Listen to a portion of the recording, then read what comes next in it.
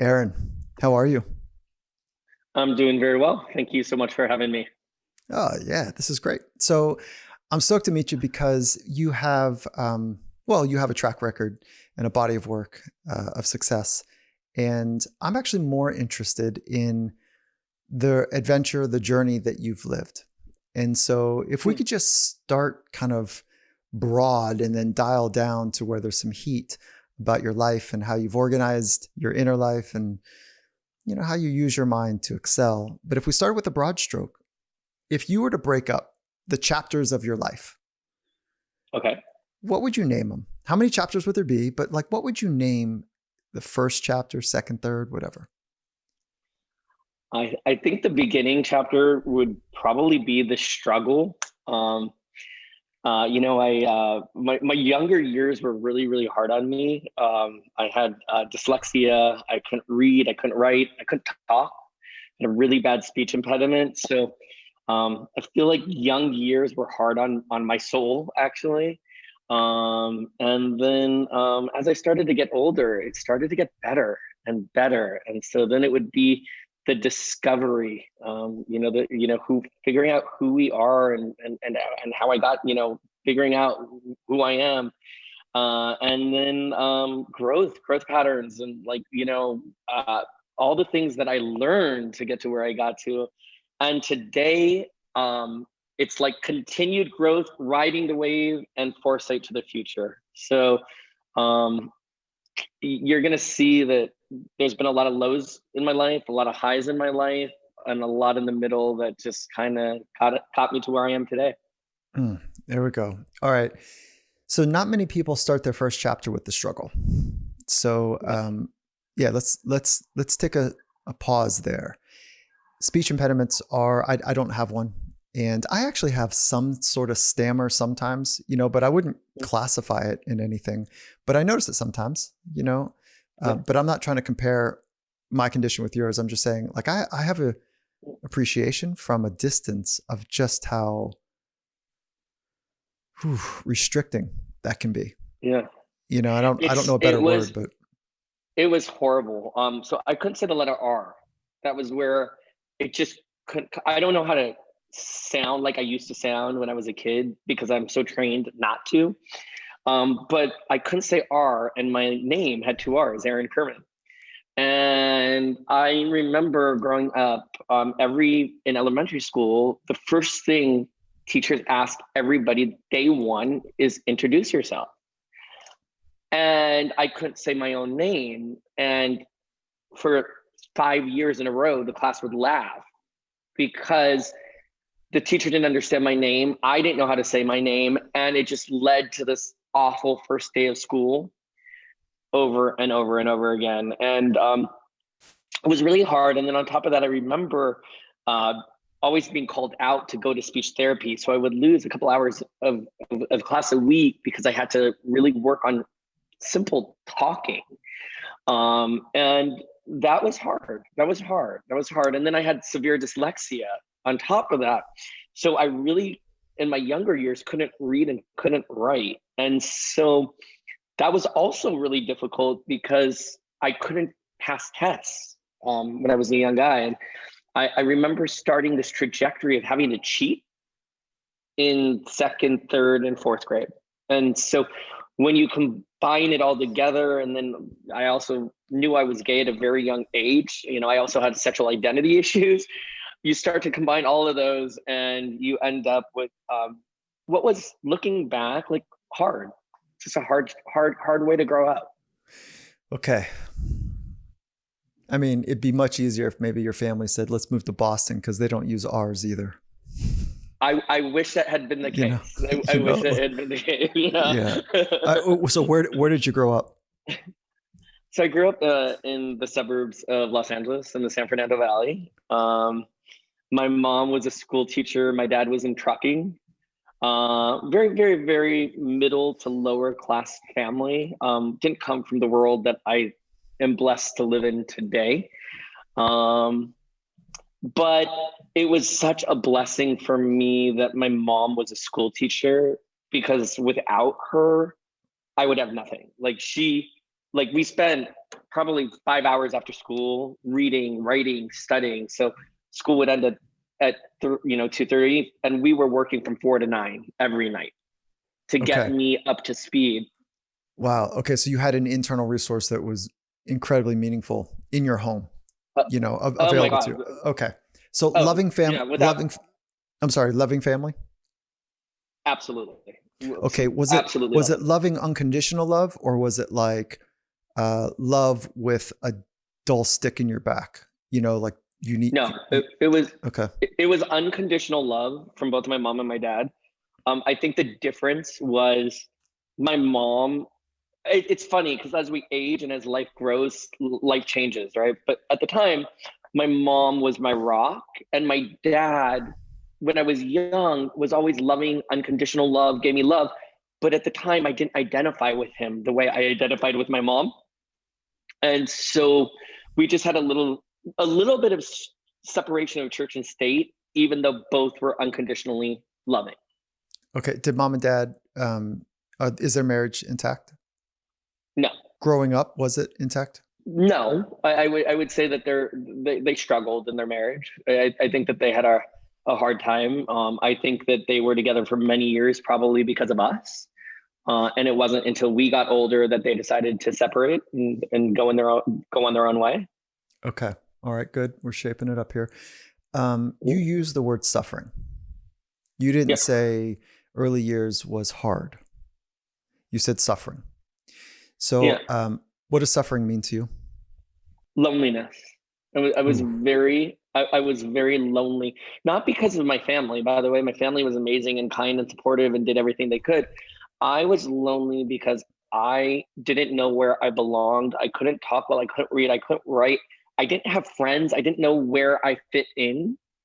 Um, there were amazingly happy moments as well. Like I remember riding my bike and loving riding bikes. I remember um, certain elements of my childhood, traveling with my family they had a camper and we would go on road trips. I loved that. I mean, those were always happy moments. But it was things my parents couldn't provide for me that were my problem. It was my internal issues, my internal insecurities, my internal insecurity about at the time being gay, about not knowing how to relate to people, not knowing how to relate to kids my age. Um, and I felt like very much of an outsider growing up. Okay. Can you take me back to first day of school and you're sitting there, your name's coming around. Can you Yeah. take me back to that moment? I'd love to just get your take on what your resources there, how you process that, and then we'll fast forward to something related to it in a minute. Yeah. Imagine knowing that you're about to see a train wreck and not being able to stop it. That's how I felt. That's how I felt. I knew I couldn't say my name correctly. I knew the class would laugh. I knew that it was coming. I would sweat. I would be embarrassed before it started, which made it even worse. Because had I been able to, at the time, really try to focus, maybe I could have got through, but I knew it was a mess. So when you're nervous, when you're uncomfortable, when you're freaked out about something, it only makes it worse. And all of that just compiled with knowing that I was going to came. And it wasn't probably until the fourth or fifth grade that I was able to overcome that name obstacle and move on. But it was really, it was a struggle. I hated that first day. And ever since then, honestly, from first grade to even the last year of college, school was not my thing. I did not like school. I didn't excel in school. I struggled to identify with people in school and school itself. It wasn't. It wasn't my game. Okay, so early experience in some sort of semi-frequent experience, certainly the first day, was hopeless, helpless. That was kind of Correct. the hopeless, helpless, right? Like it's coming and there's nothing I can do and there's nothing I can really do to change it was the Yeah, and response. loneliness too. I remember Okay. going out on the school log yard and I Mm. think that this has to. I mean, not to get too into this audience isn't necessarily about sexuality, but the gay thing played a role in identification of. I didn't know where I stood with people, and so it just led to further insecurity. But I wasn't like the most. walk me through that. Like when you looked at your friends, most of them, I've learned this from my aunt who's also gay. And so like most of her friends were not gay in grade school. Yeah. Right. And so when you looked at most of your friends, your gender, how did you like, what was the conversation? Because there's something here that I want to tap into. Alone, lonely, helpless, hopeless. There's that suffering. There's the hiding, the restriction, the overwhelmed body sensation that something's about to happen. And then you go out into the open spaces and there's still like a dislocation. So I want to know like how, I'm trying to get a sense of how you're using that to be able to later become, paragon in your field. So how did you deal with the sexuality piece, looking out and you didn't have necessarily a model on the playground to work from? I didn't deal with it. I didn't know. I mean, listen, I'm 43 years old, right? That was a different era. Today's moment is so different than we are today. And I see children that are very vocal about who they are and what they think. And I love watching that. But my time wasn't that. We didn't have that. And so I didn't know how to deal with it. It wasn't that discussed at the time. I remember there was potential conversations in my family that I could be gay. I think my grandfather called it out. I think he used a horribly, my God rest his soul, he's an amazing man, but he used this term light Linda loafers, which was from like the 80s, I think. I don't know the term. It just was a different time. And so at that time, I had to deal with it myself by not dealing with it and sort of just letting life evolve and growing with the moment. And I did everything I could when I was young to just try to fit in so that I could survive, so that I can grow, so that I can get to where I got to. The funny part is, looking back, I don't know if I would be where I am today if I didn't have that struggle back then. Because I always tell people I'm not like the smartest guy. I'm not the most analytical. I'm not going to be the best looking. But what really helped me get to where I am today is because I had that loneliness and that fear and that anxiety and that lack of authenticity. What really became a skill set of mine is mastering the human connection. And without that mastery that I did have today, I wouldn't be where I am. But had I mastered it as a child, the study of the human being and the good and the bad and the ugly and the wonderful may not have been there. Okay, I want to take a quick little break right here to talk about Wealthfront. If you've been paying attention to the market right now, you have an idea of how difficult it can be. So research has found that investors that trade individual stocks tend to underperform the market every year. And the odds are not in your favor if you're doing it alone, unless, of course, you're flat out a badass at trading and you've got some sort of history to back it up. But for the majority of us, Wealthfront offers a great solution. They can create a portfolio of globally diversified, low-cost index funds that are personalized just for you, and they do it in just minutes. No manual trades, no picking of stocks, no watching the stock market every day. They automatically handle the investing based on preferences that you can control. So Wealthfront can even help you lower the taxes as you invest. So for the average client, their tax loss harvesting can more than cover the annual low cost of 0.25% advisory fee. So best of all, it's all automatic. So Wealthfront is trusted with over $20 billion of assets, and you can get your first 5,000 managed for free by going to wealthfront.com/finding mastery. So all you need is $500 to get started. Grow your wealth the easy way and let Wealthfront do the work for you. To get your first 5,000 managed for free for life, go to wealthfront.com/finding mastery. Again, that's Wealthfront, and the way you spell it is WEALTH, wealth, front, FRONT.com/finding mastery to start growing your savings. Again, wealthfront.com/finding mastery to get started today. And Finding Mastery is also brought to you by Athletic Greens. By now, I hope that you've had the chance to try Athletic Greens. And if you're new to this podcast and this is your first go at it, they're fantastic. Their daily greens supplement has been my absolute go-to for the last 6+ years for staying healthy and getting the vital nutrients that I know that I need that I might not be getting in my regular nutrition. And they're obsessed to improve this one holistic formula. They've gone through 53 iterations in the last decade. And I'm sure they're tinkering right now to make it even better. It's lifestyle friendly, whether you eat keto or paleo or vegan, dairy-free or gluten-free. It all contains less than 1 gram of sugar without compromising on any taste.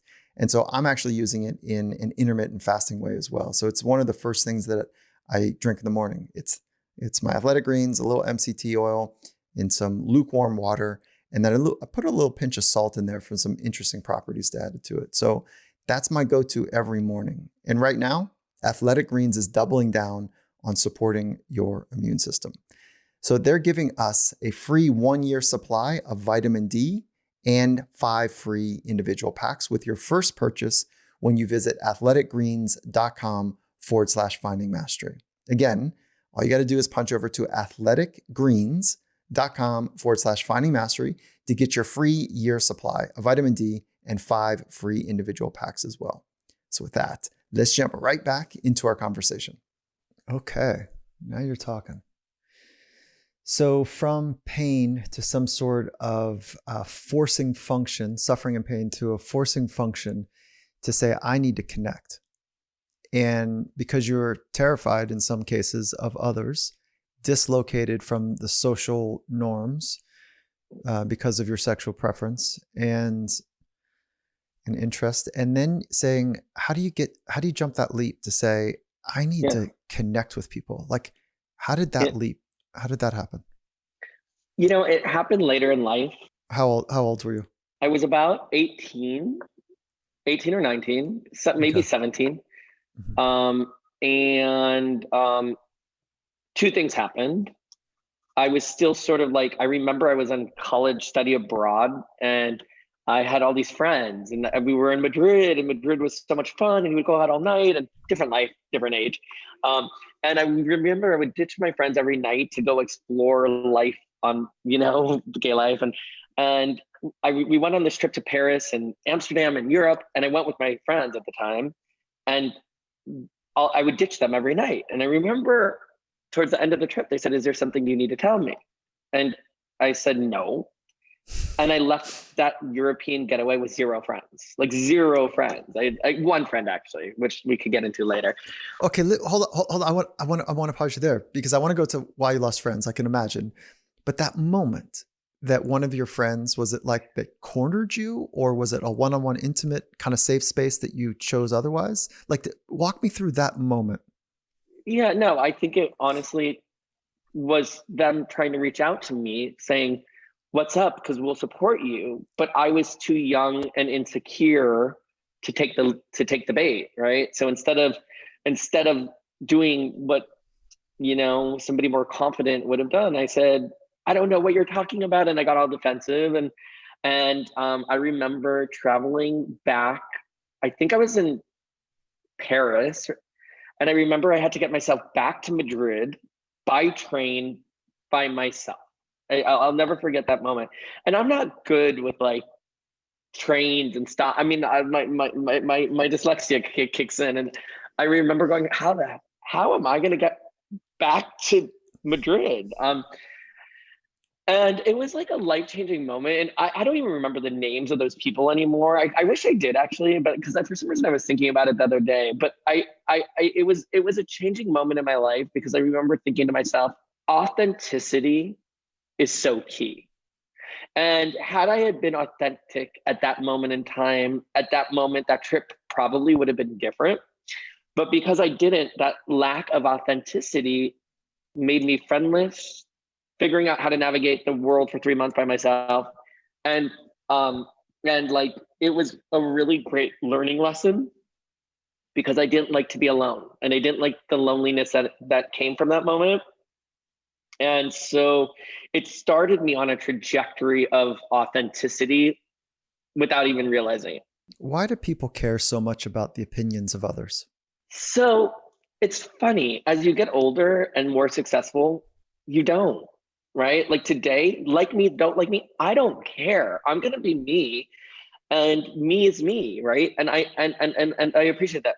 When you are young and when you are growing up, we're a herd of people. We're human beings, we're feelings, we're emotions, we study. And so I think that caring about what other people think about you is just a very natural human instinct. And if you're not confident, strong enough to be able to build yourself or have your family build you in the right ways, or if there's disabilities or issues getting in the way, you're going to be even more careful to worry about what other people think about you. And so one of the missions that I teach, and I hope that if I leave anyone with one piece of information as a leader, I say authenticity is the most important part of a human being, and be who you are, whoever you are, whether it's good or bad. Like, I mean, honestly, obviously we want everyone to be good and do all the right things, but you know what people think of themselves as bad could be the best quality of themselves. And so I think that we need to be less judgmental of ourselves and more, I always say, observe, be a non-biased observer of your own life, because what you might think is bad may be your future. You sound like you've done some inner work. It sounds like you've investigated, whether it's from, good old psychology, or some sort of other training, but I'm hearing it. And have you done the inner work? I had to do the inner work. Yes, I did it, but I had no choice but to do the inner work. Like, my level of success came from doing the inner work. And it didn't come overnight. Like, it wasn't like 20 years old and all of a sudden like this master of like sales and psychology. Like that little boy in me existed for so many years. I remember I always thought everyone did it bigger and better than me. Like, I would look at them and go, oh my God, they're bigger and better than me. They must be smarter than me, but they must be brighter than me, but they must have something. And so I would lie. In my early career, I would lie, straight out lie. And I remember one day this assistant said, you're the biggest liar. I quit and I hate you. And she doesn't even know she had this impact on my life, but she had this huge impact in my life because it made me realize that I was lying. I wasn't secure. And I had a life coach at the time, and I told the life coach the story, and she said, so stop lying, change your trajectory and be the most authentic you can be. And I said, fine. And from that moment, and I'm in sales, right? Sales isn't always, being as authentic as you can be all the time can also get you nowhere in our business too. There's a lot, I mean, let's just be honest, right? But I learned the line of how to be authentic and real and honest, but also be able to say why I'm being that way. And the reason I'm being that way is because I'm trying to help somebody sell a house, right? Or help somebody buy a house. And so I'm going to tell you what you want to hear, whether you like it or not, because that's the authentic person that I choose to be. But it took me, years in life to get there. Like, and it wasn't until I got there that I got uber successful. I'm not saying that I'm not successful, but that my career trajectory got to where it is. So okay, I hear the suffering, the isolation, the dislocation, a moment in Europe where you're like, oh, what am I doing? Another moment where someone said, yeah, you're still lying. Basically, didn't say it like that, but you're still lying. You had you valued and were doing the inner work. And how deep did you go? Was it psychology, or was it more surfacey with life coaching, more tactical? Like, I'm still doing it. I'm still doing both. it. I work every day. I work every day on inner work, whether it's meditation, whether it's just going for a walk, whether it's watching, I can't remember the name. It's like these dog videos, the homeless dogs that get rescued. Like, it's called the Dodo, I think. I can't remember the name. I could get it for you. Sometimes I have, it sounds so LA and cheesy, but sometimes I have spiritual help healers, like energy. I'll try anything once to see if it makes me feel better. And if it makes me feel better, or if it gets me on track, I'll do it again and again and again. And the money and time I spend on myself is a lot, actually. Okay. And then do you have a spiritual framework, or is it like a traditional religion or spiritual framework that sits outside of religion? So I grew up Jewish, and I am Jewish, and I'm proud of that background. But for me, my religion is doing the right thing. Like I'm a really big fan of doing the right thing, and that's a really weird thing to say, because in life there's never always the right thing. There's never always the right thing. Everybody has a view. Everybody has a view in line with their own personal infrastructure, right?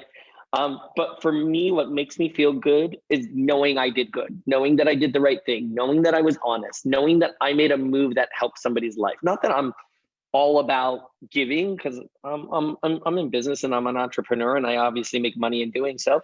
But that's what makes me feel good. Okay, so we've hit on a couple core values, right? So honesty, authenticity, doing what's right. I think that's a mix maybe of those two, but maybe something else. What are, if it was a forcing function, we had to get it down to 5 core values that are helping shape how you live. What are those core values for you? I always do my best to protect myself. And by that, I mean, we all have things that we know aren't good for us. Like, that eating pizza, this is a very minor thing, but like, if you know that eating pizza is just not good for your body, it's okay to eat pizza once in a while. But if you use pizza as a crutch, it's not good. And so even and this is something I still struggle with. Like, if I have a bad day, I'll eat really bad when I go home. Like, I just will. I'll get a pizza, I'll get pasta, and I will eat carbs because that is my comfort. But I know my body it just doesn't help my body. I know I don't feel good the next day. Are you talking about a slice or 6 slices? No, Or I'll eat the whole slice plus ice cream plus pasta. Like, I'll do it all. Like, and the next day my stomach will be in shambles. I will be low energy, because I know that that's just not what my body needs. Clean food. I just know how I work. And so I always tell people, like, treat yourself really good. Like, treat yourself great. Like, whatever you need to be good, because that's going to make you be good for your clients, for your business, for your wife, for your husband, for your kids, mom and dad. And so whatever you need to feel good about yourself, and make sure, and I think it's a really important principle. And sometimes it sounds kind of selfish, but I think everyone should treat themselves really good first. Because when you treat yourself great, you could treat everybody else around you amazing. But if you're not happy yourself, or you're in a dark spot, it's not going to go well. It's not going to go well for you. It's not going to go well for your family. It's not going to go well for your business. And I think that identity, people, from what I've observed, people struggle with that. Like, people struggle with putting themselves first. But I tell people, put yourself first. It's one of the, growing up in the ocean, it's one of the core tenets for lifeguarding, is that you actually have to take care of yourself first if you're going to go out and rescue somebody. So much so that there's specific training that the guards go through, is that, let's say that we're getting washed into a pylon with lots of barnacles and the surf is pretty heavy and you're rescuing somebody and they start flailing, one, you've got to push yourself away, knowing that that could be catastrophic. Second, if you're heading into a heavy situation, you have to put their body in between the pylon and you, because if you get incapacitated in some way, now we got 2 bodies out there. And so, it's so, to your point, well taken. I don't know why I just took a weird turn there, but to your point, well taken. No, but and by the way, when my assistant, we'll have weeks where my calendar could be back to back to back to back. If I let it be like that, servicing other people all day, every day, honestly, I'm blessed forever. Like, it just, knock on wood, if I'm lucky, right? But the thing is, I get mad if I don't have time to take care of myself first. My day, I tell my assistant, I'm not liking the schedule. This is not how I envisioned my life. Like, I want to make sure that I can be creative, smart, intuitive. I could grow myself, because if you're running me around and I'm in a hamster wheel, I can't get to my next. Because people look at me and they're like, how did I get to where I got to? And I'm like, I'm just starting. Like, I'm not even close to where I want to be. Okay, so let's I didn't get all the values, but let's come back to those in a minute because I want to pull on the thread here for a moment and really see if we can unpack how you think about success. And not the 1999 version, like, but what does success mean to you?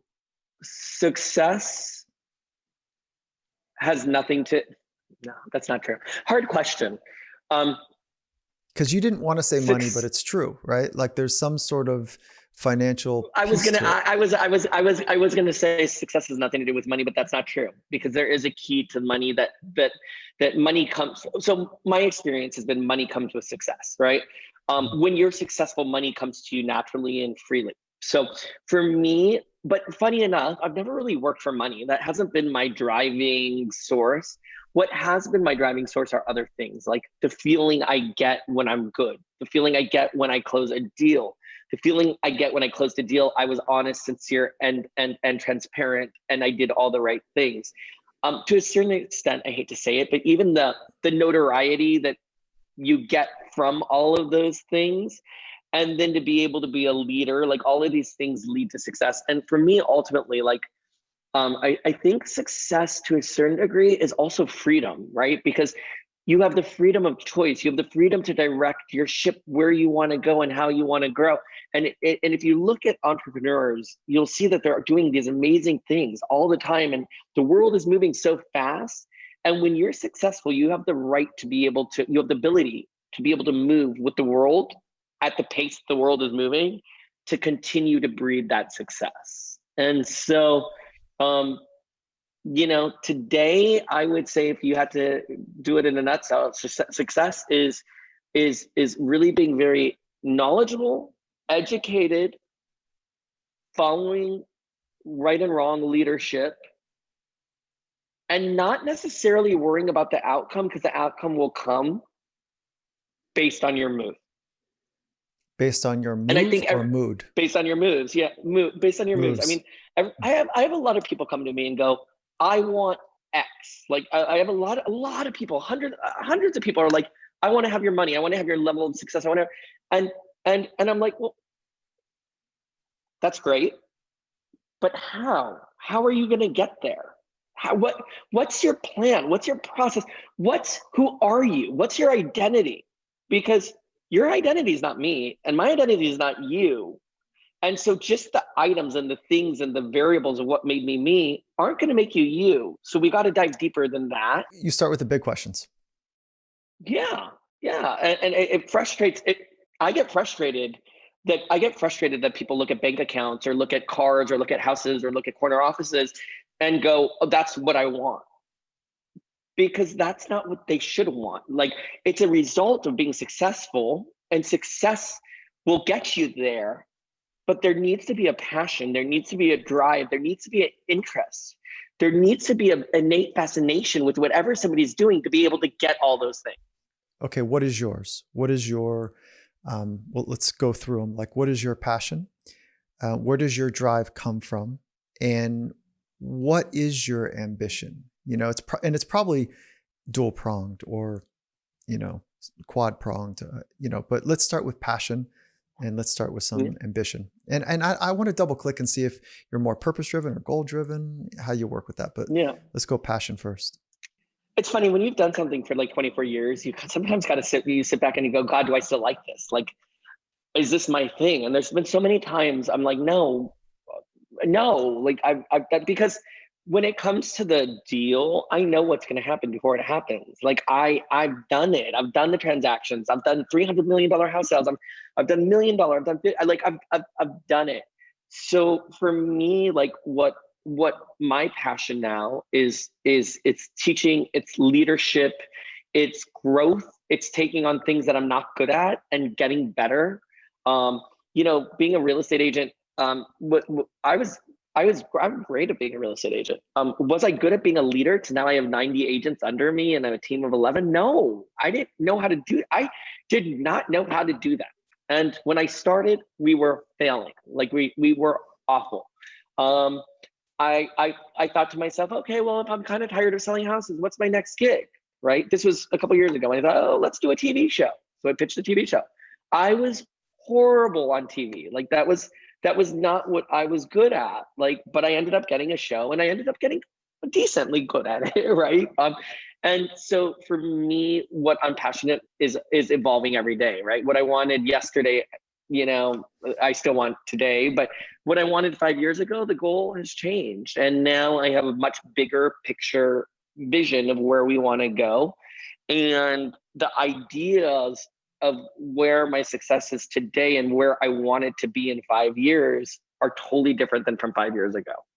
And I think that with time, we evolve into, time either sets us back or sets us forward. And I always see the people that are the most successful, the ones moving forward, going, where do I want to be in 5 years? And so for me, I do have a clear picture of where I'd like to be in 5 years, and it's different than where I am today. And is that picture financial, or is that picture lifestyle? Is that picture interpersonal, sense of whatever, peace, or Yeah. I like when you think of that picture, what are the big levers for you? So it's not necessarily financial. But what I would love to do is train the 90 that I hope to be 200 one day to be me, right? To know how to sell $800 million a year in inventory. Because if I could train those people, I feel like I've just helped a lot of lives. I've helped a lot of people get rich, and I could take a small portion of that money and not suffer financially, right? I think messaging on TV is super important. Like, real estate is something that people love, and I don't care who you are, wealthy, poor, from any place, everybody ultimately wants to have a home to live in, right? And in real estate, I've seen so many people make so much money and lose so much money, right?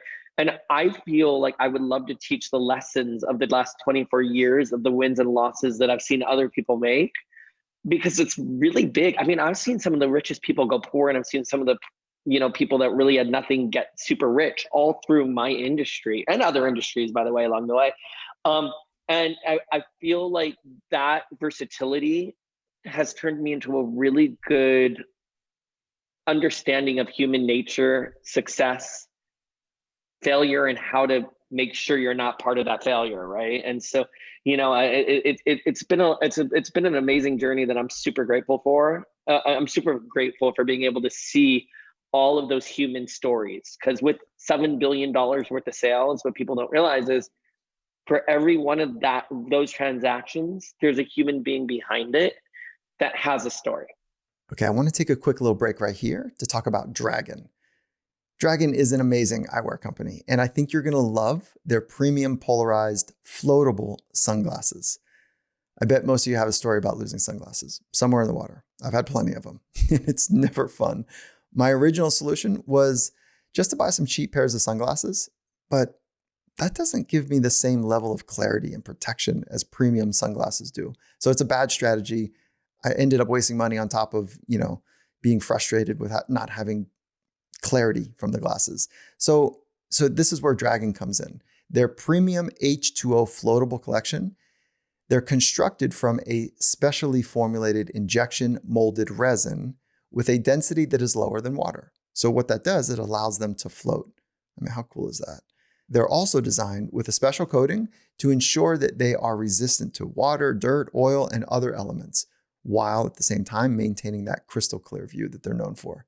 So I highly recommend that you take a look at Dragon's collection. And to learn more and get 15% off your purchase, punch over to dragonalliance.com and use the code FindingMastery at checkout. So it's Dragon Alliance, ALLIANCE.com, and then the code is Finding Mastery for 15% off. Hope you enjoy them. And Finding Mastery is brought to you by Inside Tracker. Since 2009, Inside Tracker science team from Harvard and Tufts and MIT, they've been bringing personalized nutrition and wellness to the world with a powerful evidence-based digital platform. So Inside Tracker, what they do is they cut through the noise by analyzing your blood, DNA, lifestyle, and fitness trackers, all to provide you with a personalized, science-backed, trackable action plan on how to live, age, and perform better. Their blood tests include biomarkers that are key to performance that you don't get from traditional blood tests. So they've got this thing dialed in. One of the other outputs, if you will, that I absolutely love, this is my favorite part, is that they don't just give you data, they make the data usable. And then, to my surprise, they give you a biological age. So obviously, you know your chronological age. They also give you an indicator of what your bio age would be. It's pretty cool. So you got data, they give you a look at how your insides are doing, so to speak, relative to the number of times you've traveled around the sun. And then they also give you clear strategies to get better in your life. All of this can be found on insidetracker.com/finding mastery. And then when you use that link with the Finding Mastery code on there, you get 25% off their entire store. So again, it's insidetracker.com/finding mastery for 25% off. One more time, it's Inside Tracker, inside, just like it sounds, INSIDE, tracker, TRACKER, insidetracker.com/finding mastery for 25% off. And so with that, let's jump right back into our conversation. Okay, so it's fertile where we could go here, because I do want to talk about the dark side. Let's start with that just a little bit, which is, what are some of the things that you've learned, yourself or otherwise, that you're like, these are traps now? Yeah. I've learned greed is the worst thing in human nature, because with greed, you will lose. I've seen multimillionaires lose everything because they wanted to maximize profit instead of just get a profit. I remember there was a time when I had like $4 million worth of inventory, and I made very little money that year. And I had the worst clients, all greedy, all trying to get the top dollar, which they should be within reason, right? And I remember a guy lost 2 houses that were like, one was a $13 million house and one was like a 16 over, just trying to maximize profit when he could have made $2 or $3 million.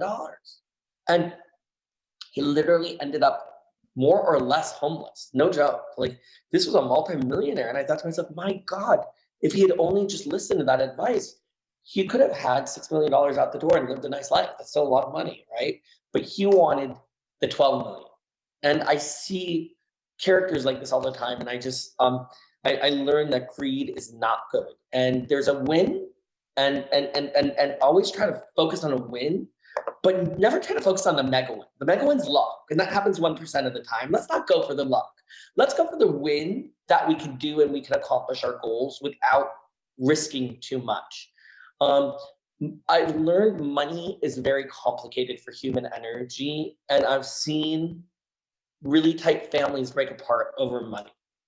And it kills me every time. It just makes me so sad. Like, I saw it happen when I was young to my best friend, actually. My best friend's family. Like, but long story short, like, money, if there's a death in the family, all of a sudden you have brothers and sisters, and people fight over money. And I always say to people, I'm like, money, as good as it is an energy. It's an energy. Money comes and money goes. But let's focus on who we are as people. Let's focus on our families. Let's focus on our friends. And if you do that, the money will come to you. Never worry about money. But I've seen that money is just this really weird trajectory. And to be honest with you, I had to work really hard on understanding, like, because I saw so many things with money go wrong, I think it almost started to affect me. And I literally had to train myself that money is actually good. Like, I know that sounds really bizarre, but intuitively, I had to have somebody work with me and say, money is great. Money keeps us alive. Money feeds us. Money gives us our home, the power to do good. But there was a minute a couple years ago where I forgot that minute. Like, I had seen so many weird moments with money that it actually almost affected me in a bad way. Okay, let's shift gears slightly and talk about the habits for success. So what are some of the daily habits and practices that you put in place to lead this successful life, both from the inside out and from the outside in? I try to start my day the way I want to start my day. So I always try to meditate before I even look at my phone. I try to read the Wall Street Journal, the New York Times, the LA Times before I even start my world. It inspires me. I love to learn. I love to read about people that are bigger than myself and killing it in life, or not, or losing actually. But reading the paper every day gives me the sense of stride, oh my God, things are happening. What's happening today and how can I apply it to my world? I try to go to the gym every morning before I work out. Not that I'm in the best shape, but I try, only because it makes me feel good. And when I start all of those things, I usually have great days. If I'm not having a good day, I it depends how bad it is, but if it's really bad, I'll shut it down. Like I realize if I'm having a off energy day, I'm not going to do anybody any good, and I'll literally just go home. But that happens very, very, very rare. Usually, I just try to take care of myself. But the funny thing is, the older I used to be a very big picture guy, right? Very, very big picture. And I still am. That's where my skill set lies. Like I know where I want to go. I generally know how to operate to get there, but all of the stuff that you need to get there, I was never that good at. And the older I get, the more I realize that systems, process, goals, like I know this sounds weird, like I always had the end destination, but like one day something happened a year ago that really helped me a lot. My boyfriend's in banking and he goes, "Babe, what's your goal?" I said, "What do you mean what's my goal? I sell houses when I sell houses. I don't when I don't." And he goes, "Well, what's your team goal?" And I was like, my business is weird. We don't know when we're going to sell houses or when we are not going to, because there's thousands of factors that can lead to a sale or not a sale, right? And I always ran on it's a little bit more random. And he was like, "That's insane. You run a business and you don't have goals?" He's like, "That's the worst thing I've ever heard." And this literally just happened about a year and a half ago, because that's all we've been dating for. And so I said, "Okay, I'll take it." And I said, "Okay, here's what I want to sell every month, and here's what I want my team to sell every month." And it was like life-changing, because I had a projected where we should be every month, where we're not going to be, where our financials are going to be. And I took control of a business that I thought was super random, that it turns out isn't really that random. Like it is random, right? But we can do our best to control the randomness. And so that was a really fun lesson I've learned. And now, of course, the goals keep going higher and higher and higher. But it was a very simple lesson that I had so much fun with. And some months we hit our goals and some months we don't. But it's always a great gauge. I would say leadership is like teamwork is like one of my life's missions. I started out as a solo guy selling houses. And I thought that that was just the path. And I realized that like one of my life missions is teamwork. And so building a company and building a team and building a leadership and building agents and always partnering with somebody is something that's been an amazing trajectory for me, because I can't do it alone. And the more I have and the better people I have around, the better we all do. That was a huge lesson. Even like on a personal note, like, finding love and building a life and a relationship is something that's newer to me, that I'm learning to work through, because I've just always spent so much time on my career. And so diversifying my passions is something that's a new lesson. But it's funny, I feel like I'm just learning all these things at the age of 43 that are so fun to learn and try to get down. And then it's led to this whole brain of mine on other things that I want to do, grow, and be. And it's like now it's like I feel like I've gotten unleashed through these minor lessons. Mm. So if we get granular on your meditation, how many minutes, what type of meditation are you practicing? And what's the challenge inside the meditations for you? So I don't know if the audience can tell, but I'm like ADD. I have the attention span of a twit. I literally, my brain is impossible to shut down. So meditation is not a natural skill set for me, and it's not easy for me to do. Actually, it's like anything in my day, it's probably the hardest thing I do. There's different forms of meditation for me. It's not always like sit there and try to shut off your brain, because sometimes I can't do that. Sometimes I can. I love Deepak Chopra's 21-day abundance course. I could listen to that every 21 days. Like, I just feel like it encompasses so many lessons and so much about life, and not just money and success, but love and abundance and how to grow. And it covers a lot for me. Some days meditation is just as simple as like reading things that inspire me or bring me back to like my human self, because sometimes anybody who's listening to this who runs a business or his business knows that you can get day to day operationally, very involved in numbers and math and what's going on and where you are. And sometimes, like I said, that website about dogs, I consider that a meditation, because sometimes if I'm a little bit nervous, if I'm about to do a television show or my show or something, and I'm not feeling there, it brings back this human level of like humanity that's important for us.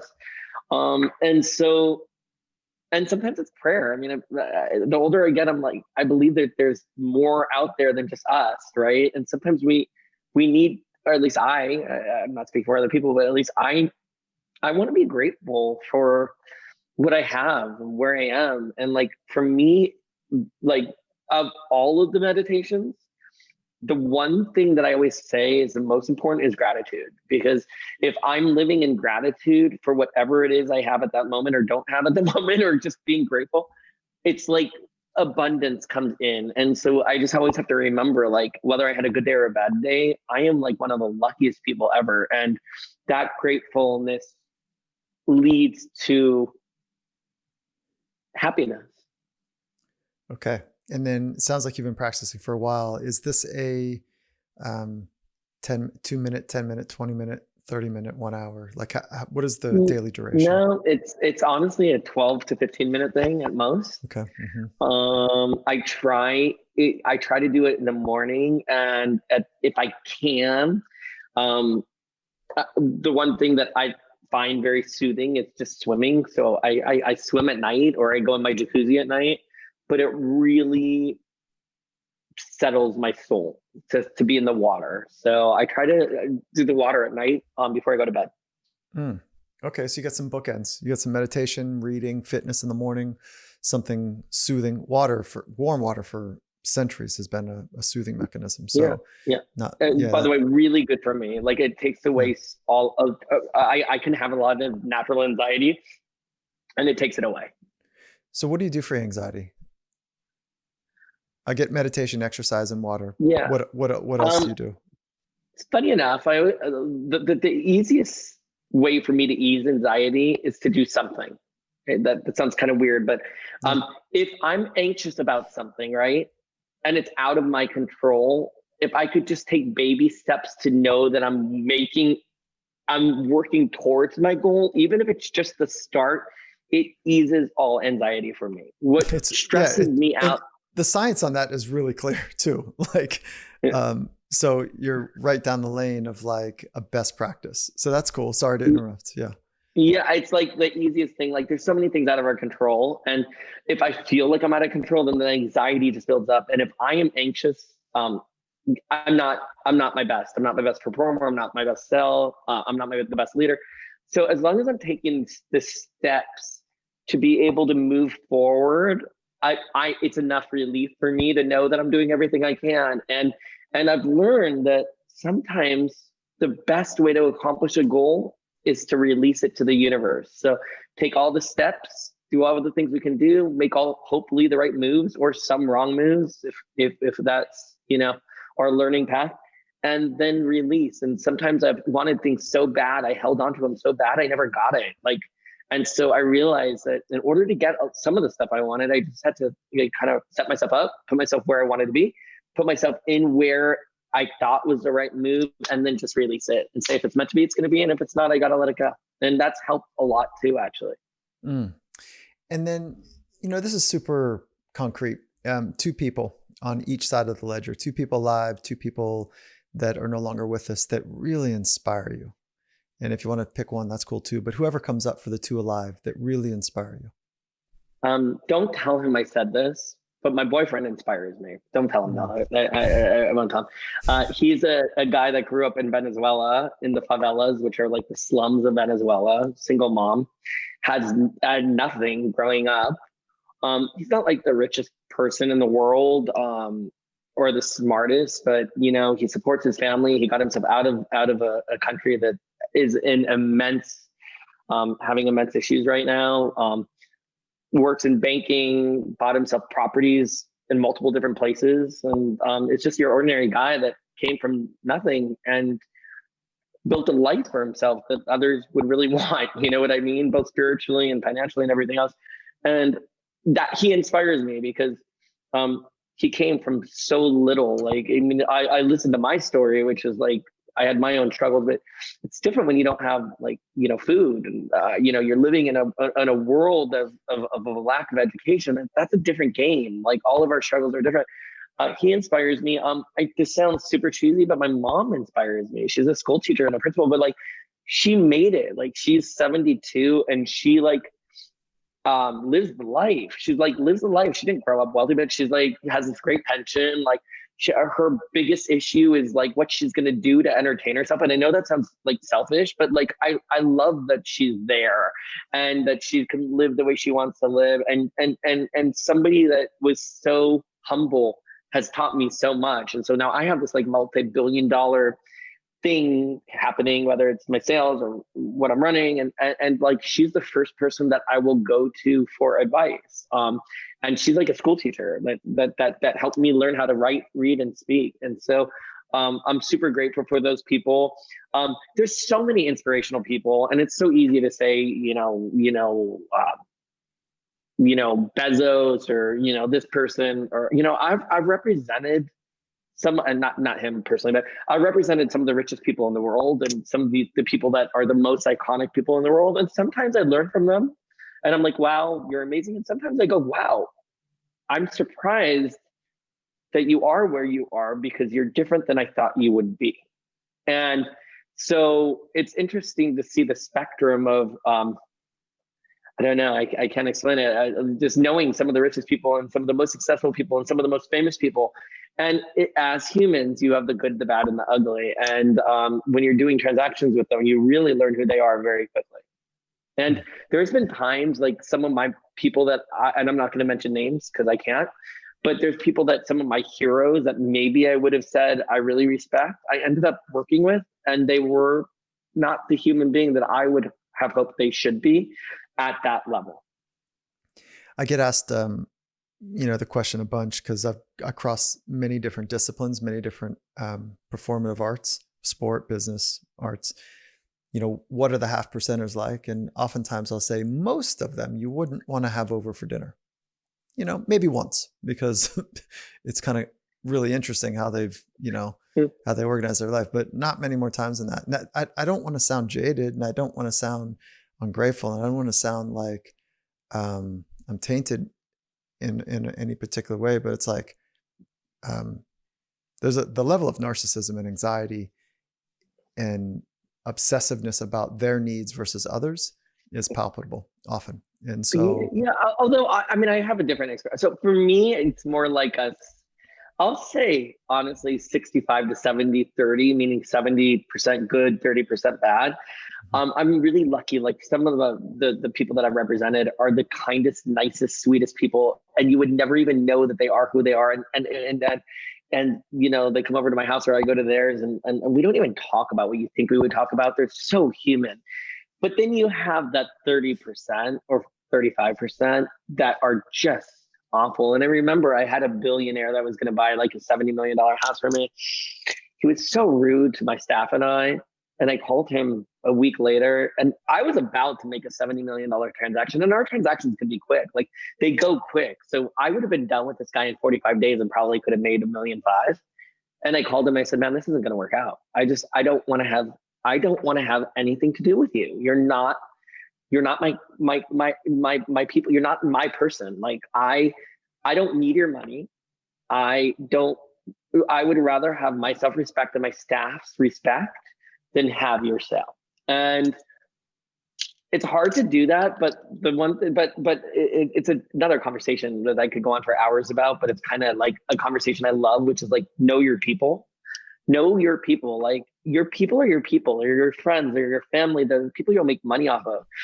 And everybody's person is different, right? Like, some people, it's going to be a church group, a temple group. Some people, it's going to be golf. Some people, it could be the darker side of life. And I don't even actually judge. Like, I'm like, if that's your people and you can make it work in a healthy way, so be it. What is your favorite question to ask people? I don't have one. But if I was to come up one, if I was going to come up one for one with you, I would say it would be, I love to ask people how. So I'll go into the meetings with like some of the richest people in the world, and I'll be like, and I know what they did. Well, I'll be like, how did you make it? What did you do? How you know, I went in an interview with a guy that's selling probably a $70 million house today. And I was like, I didn't know him, right? I was like, who are you? What did you do? And I love hearing people's stories. I love hearing how people made it. I love hearing how people made their money, how people built their fame. And it's so interesting because everyone's story is so different and so diverse. And you're like, wow, that's just fascinating. And if somebody's willing to tell you the real how, you're like, my God, it's a funny, interesting world. And in owning authenticity, like I think one of the reasons why I'm so good at what I'm good at is I'm not easily impressed by wealth or fame, or like it doesn't impress me where you are. But what would impress me is how you got there, if it's the right way. That's what I love. It's cool. And that it's a beautiful kind of ending segue here, which is, I read a quote of yours, which I loved, which is, becoming refined in your craft, whatever it is, will humble you on its journey, because everything worth mastering will always show how a lifetime is nowhere near enough to master anything, but we can try. I wrote that quote. Yeah. Yes, I read it from you. And so, and if that wasn't you, I didn't find the right credits, but I loved it. I love it too. If I wrote that, I'm impressed with myself. That's great. Wow, good quote. Good quote. Look, we you know, listen, we do a lot of we talk to a lot of people, but you know, mastery is a really interesting thing because it's different for everyone. But I think ultimately mastery is a confidence that we give amongst ourselves, and that confidence can come from so many different ways, right? It could come from passion, it could come from experience, it could come from foresight. Mastery could come from so many different places, but once you have it, you have it. And when somebody else has it, you're like, wow, I want to learn from that person. Like I want to learn from that. I want to spend time. That person is infectious, right?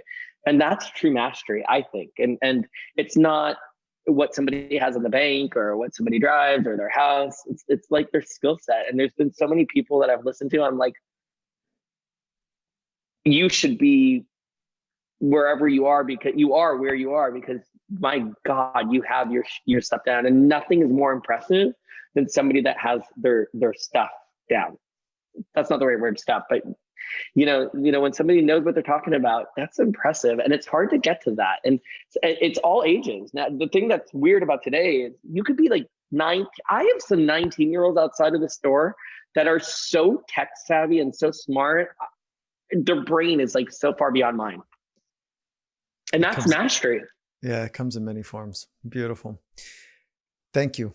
Thank you for sharing. Thank you for, going to places that are not easy to talk about, and then having some very clear, practical ways to think about improvement and growth. I see why you've been successful. Well, thank you for having me. It was a lot of fun. I thank you actually, because a lot of these interviews are so cold. They're so cold and they're so just standardized that I don't even like look at the questions, because it's like we already have the speech down. So when you're able to dive as deep as you are and as real as you are, I think that's the most impactful. So thank you. I'm wishing the absolute best. Thank you. Thank you. Really appreciate it.